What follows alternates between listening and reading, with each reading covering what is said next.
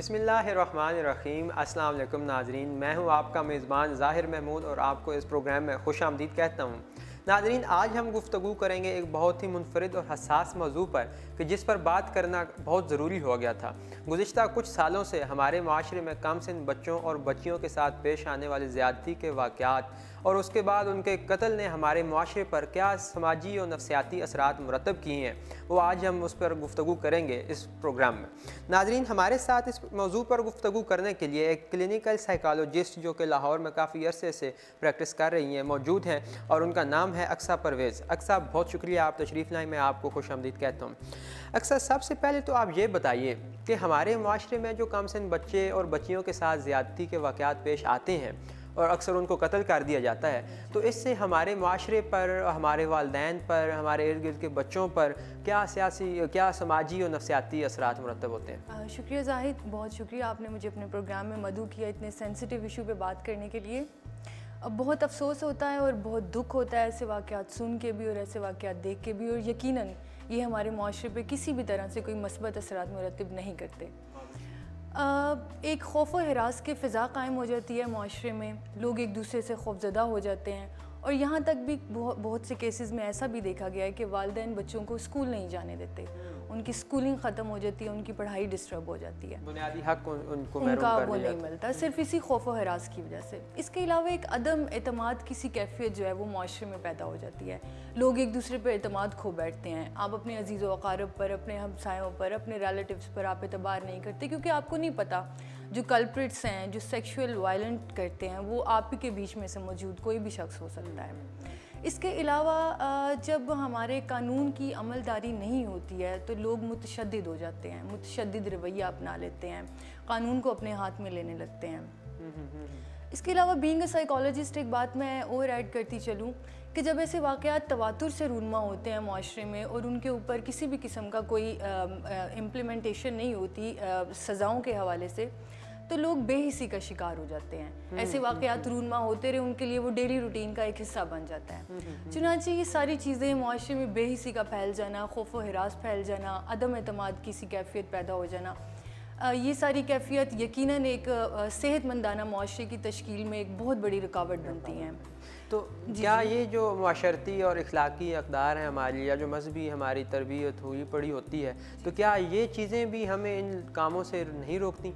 ज़ाहिर हमारी जो हमारी मजहबी तालीमात हैं, उसके अलावा हमारी जो हमारी अखलाकी तरबियात हैं वो तो यकीनन बहुत अच्छी हैं। उनके अकॉर्डिंग मसला ये होता है कि लोग उन पे अमल नहीं करते। ये अखलाकी गिरावट का शिकार हमारा माशरा इसीलिए है क्योंकि हम उन अखलाकी इक़्तिदार पर अमल नहीं करते। हम पढ़ लेते हैं बहुत कुछ, हम सुन लेते हैं लोगों से बहुत कुछ, लेकिन उसको प्रैक्टिकल लाइफ में इम्प्लीमेंट नहीं करते। अच्छा, तो ऐसे जो घटिया वाक़यात हैं इनकी क्या वजूहात हैं? बेसिकली ये क्यों बार बार रूनुमा हो रहे हैं और इनका सद्देबाब कैसे मुमकिन है? जी बिल्कुल ज़ाहिर, हमारा माशरा अगर मैं ये कहूँ कि बहुत ज़्यादा फ्रस्ट्रेशन का शिकार है हर किसी मामले में, तो ये गलत नहीं होगा।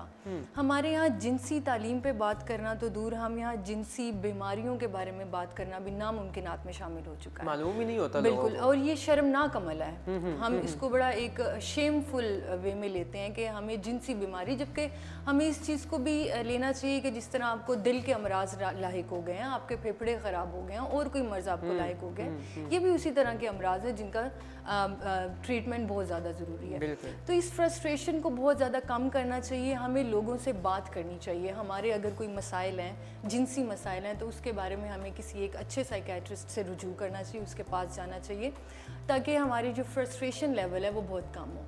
इसके अलावा हमारे यहाँ आजकल एक रुझान पैदा हो गया है बहुत ज़्यादा अडल्ट इंडस्ट्री।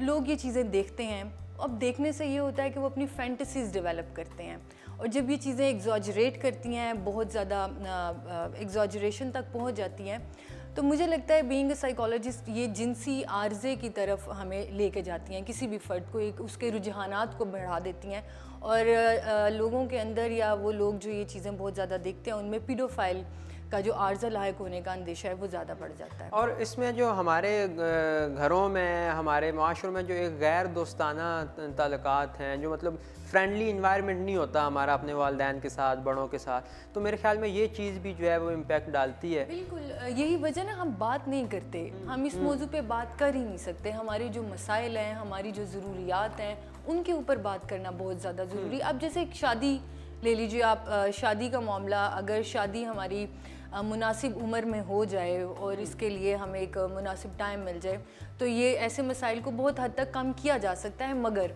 शादी इट्सेल्फ इज़ अ बर्डन, ये अलग से एक मसला है। वो एक अलग से मसला है। अब जब आप 30-35 साल के होते नहीं, आपके पास एक प्रॉपर इनकम नहीं होती, और फिर अगर आप किसी को पसंद भी कर रहे हैं, तो जब तक 40-50 लोग आपकी रजामंदी में रजामंद नहीं होंगे, तो आप वो अमल, वो किसी को अपनी ज़िंदगी में शामिल और अगर आप नहीं करते तो आपकी बात की ज़िंदगी को अजरन बना देंगे। आपकी बात इसी मौजू पर अभी रिसेंटली एक फ़िल्म बनाएगी, लोड वेडिंग। जी जी, तो वो बड़ी उसमें जहेज़ के जो मामलात थे और जो मसाइल थे, उन पर बड़े तफसीली तौर पर बात की। अच्छा, खैर आप ये बताइए कि सर्वाइवर को दोबारा मुआशरे में एक कारामद ह्यूमन बीइंग बनाने के लिए क्या इक़दाम जो हैं वो ज़रूरी हैं? जी ज़ाहिर, मैं आपको पहले ये बताती चलूँ कि सर्वाइवर हमेशा से हमारे मुआशरे का एक कारामद फ़र्द रहता है। जो कारामद फ़र्द नहीं होता इस मुआशरे के लिए, वो रेपिस्ट होता है, जो सेक्सुअल क्राइम करता है, जो सेक्सुअल वायलेशन में इन्वॉल्व होता है। बहरहाल जो मसाइल एक सर्वाइवर को इस तरह के इंसिडेंट के बाद वाक़या होते हैं, उससे निपटने के लिए आपको mental health care services centre में लेके जाया जाए, किसी अच्छे बच्चे को किसी अच्छे चाइल्ड साइकोलॉजिस्ट से दिखाया जाए, और अगर वो एडल्ट है तो उनको और साइकेट्रिस्ट के पास लेके जाया जाए, साइकोलॉजिस्ट से दिखाया जाए, उसको चेकअप करवाया जाए, उसके पूरे सेशन करवाए जाएँ। उसके अलावा बच्चों की एक डेली हेल्दी रूटीन बनाई जाए। बच्चों ने क्या करना है, कब जागना है, कब सोना है, क्या खाना है, क्या पीना है, और कौन कौन सी ऐसी एक्टिविटीज़ हैं जिनमें इन्वॉल्व होना है। मिसाल के तौर पे कुछ बच्चों को मौसीकी का बहुत शौक़ होता है, कुछ बच्चों को पेंटिंग का बहुत शौक़ होता है, और कुछ बच्चे स्पोर्ट्स में बहुत अच्छे होते हैं। And by the way, sports हमारे अग्रेशन को निकालने में बहुत हद तक हमारी मदद करता है, और जो सर्वाइवर होते हैं, जो विक्टिम होते हैं, उनमें बहुत हद तक अग्रेशन आ जाता है, और ये बहुत अच्छा तरीका है। अगर वो स्पोर्ट्स की तरफ जाएंगे तो उनका अग्रेशन बाहर निकलेगा।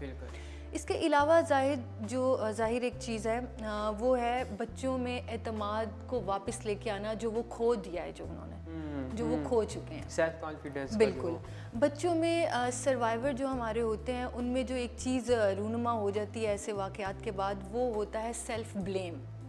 वो हर चीज़ की जिम्मेदारी खुद लेने लगते हैं। उन्हें लगता है कि उनके साथ जो ये बुरा वाक़या हुआ, उसके ज़िम्मेदार वो खुद हैं। पेरेंट्स को उन्हें ये समझाना चाहिए कि आपके साथ जो ऐसा वाक़या हुआ है, उसके ज़िम्मेदार आप हरगिज़ नहीं हैं, और इसकी सज़ा भी आपको नहीं बल्कि उस फ़र्द को मिलेगी जिसने ये काम किया है। तो फैमिली सपोर्ट एक बहुत स्ट्रॉन्ग होनी चाहिए, जिसके बगैर बच्चा जो है मुआशरे में ताकि स्टेबल तरीके से वो आगे बढ़ सके। और हज़रत अली रज़ी अल्लाह तआला अन्हु का कौल भी है कि जो फारिग ज़हन है, दिमाग है, वो शैतान का घर होता है। तो बच्चों को शुरू से ही ना हर वक्त मसरूफ़ रखना चाहिए, किसी न किसी एक्टिविटी में उन्हें लगाए रखना चाहिए, और उनके ऊपर नज़र रखनी चाहिए। तो ये उनको एक हेल्दी जो है इन्वायरमेंट फ्राहम करना चाहिए, और इसके अलावा ये बड़ी आपकी जिस्मानी उसके लिए भी बड़ा ज़रूरी है। और फिर हमारे माशरे की तरफ से वो जो एक बेचारा विक्टिम हुआ पड़ा होता है, उसको इतना टॉन्ट किया जाता है, इस अजीब गरीब नज़रों से देखा जाता है। तो हमारे माशरे को मजमूई तौर पर भी अपने जो है वो एक सुलझे हुए रवैये का मुज़ाहरा करना चाहिए, ताकि उस बच्चे को बहाली की तरफ ले जाया जा सके। अच्छा, इस हवाले से एक बड़ी खूबसूरत और जो अहम बात थी, कुछ अर्सा पहले ये मौजूद गुफ्तगू भी रही कि क्या सेक्स एजुकेशन को लाजम कर देना चाहिए हर सतह की तालीम पर, ताकि बच्चों को थोड़ी सी अवेयरनेस हो जाए। आपका इसके बारे में क्या ख्याल है? ज़ाहिर, being a psychologist, sex education is a must. जिनसी तालीम के बारे में आगाही बहुत ज़्यादा ज़रूरी है। अच्छा, अब उसके तरीके ये हो सकते हैं कि हमारे जो छोटे बच्चे स्कूलों में हैं, उनको गुड टच, बैड टच के बारे में बताया जाए। उन्हें बताया जाए कौन फ़र्द उन्हें किस अंदाज से छू रहा है, वो अंदाज़ अच्छा है या वो अंदाज़ बुरा है। उसके बाद कॉलेजेस और यूनिवर्सिटीज़ लेवल पर ऐसे सेमिनार्स मुनक्कद होने चाहिए, जहाँ पे आपको सेक्स एजुकेशन आप फ्राहम करें, लोगों को उन्हें बताएं कि ऐसी कौन सी सिचुएशंस हैं जिनमें वो बहुत ज़्यादा वल्नरेबल हो जाएंगे, ऐसे वाक़यात होने का बहुत ज़्यादा अंदेशा किन किन सूरत हाल में हो सकता है। उसके बाद आप अपने बच्चों को छोटे छोटे सेफ्टी टैक्टिक्स सिखाएं। आप अपने बच्चों को कराटे सिखा सकते हैं, वो अपनी सेल्फ डिफेंस किस तरीके से कर सकते हैं, ये बहुत ज़्यादा ज़रूरी है। बिल्कुल, और ये बहुत ज़्यादा ज़रूरी है। ये हमारे माशरे के लिए, हर बच्चे, हर अडल्ट, हर फर्द के लिए सेल्फ सेफ्टी ट्रिक्स बहुत ज़्यादा ज़रूरी हैं। ऐसी चीज़ें होना बहुत ज़्यादा ज़रूरी है। ठीक हो गया। मतलब हम जब थे, मतलब जब मैंने अपना बचपन गुजारा तो मैं बागबानी किया करता था बहुत, और उसके बाद मैं किताबें रिसाले पढ़ता था। तो मतलब ये ऐसे मशागल थे कि जिसकी वजह से मैं पहले स्कूल का टाइम होता था, फिर उसके बाद ये घर में आके मशागल। तो आजकल बच्चों को चूँकि एक तो वो हमारे पास ये खिलौना आ गया है कि वो जो बड़ा मोबाइल फ़ोन आ गया, तो उस पर वो वीडियो गेम्स खेलते हैं, और फिर वो वीडियो गेम्स भी बड़ी वायलेंट किस्म की आ जाती हैं। तो बच्चे जो है वक्त से पहले अडल्ट हो रहे हैं, तो उन्हें चाहिए कि कोई जो है वो फिज़िकल उनको जो है वो ट्रेनिंग दी जाए, फिज़िकल एक्टिविटीज़ में उनको इन्वॉल्व किया जाए। तो बहुत शुक्रिया कि आपने इस हवाले से गुफ्तगू की। नाज़रीन, आपने जाना कि किस तरह हमारे माशरे में ये वाक़यात जो है वो असरअंदाज होते हैं और हमारे वालिदैन, हमारे बच्चों, हमारे इर्द गिर्द के लोगों को जो है सोचने समझने की सलाहियत को सल्ब कर लेते हैं। नाज़रीन, आपने ये भी देखा कि सेक्स एजुकेशन कितनी अहमियत की हामिल है। तमाम जदीद माशरों में और पूरी दुनिया में ये तालीम फ़राहम की जाती है, मगर हमारे माशरों में ये तालीम ना देकर हमारे माशरे को घुटन का शिकार कर दिया जाता है, जिसकी वजह से ऐसे वाक़यात में रोज़ बरोज़ होशरबा इजाफ़ा होने को देखने को मिल रहा है। नाज़रीन, इसी के साथ मैं आपसे इजाज़त चाहता हूँ। इंशाअल्लाह फिर मुलाकात होगी, तब तक के लिए खुदा हाफिज़।